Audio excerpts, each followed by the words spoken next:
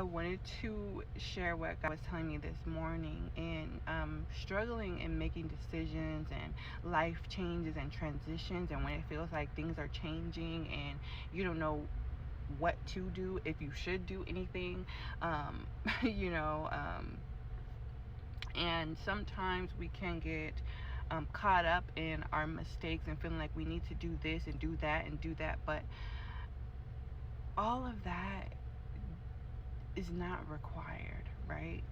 And when you fully trust in God, that shows your love for Him.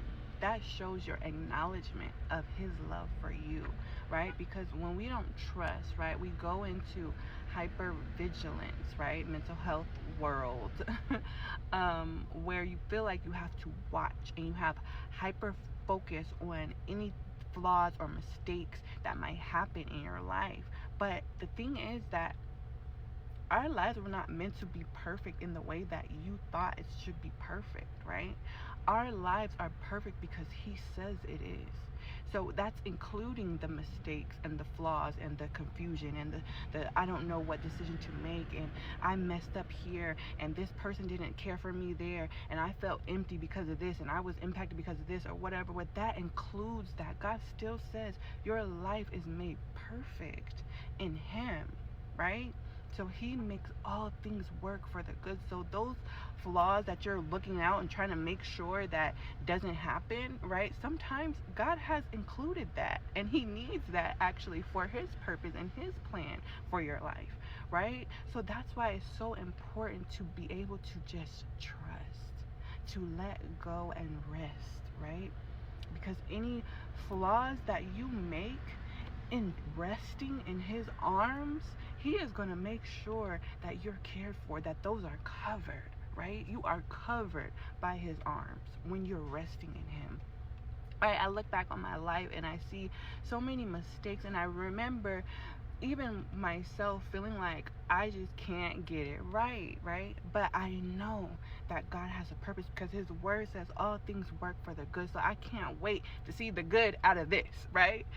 And sometimes I have to remind myself today that it doesn't matter if I can't get it right. God's going to make it right, right? And when we haven't had caregivers in the past that showed you that you can trust them and they've got things covered, or because of they weren't there intentionally or unintentionally, right? Because they had their own issues, or they were sick, or they were depressed, or they were stressed, or whatever, right? Whatever reason why you felt like you couldn't trust the world or the people in it, you can trust God. And that's what hypervigilance is. A lot of the times it can be a part of ADHD or trauma.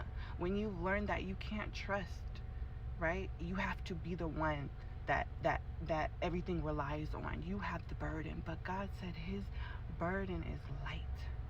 So you should feel at rest. You should be able to breathe and let go and know that everything is in His hands, right?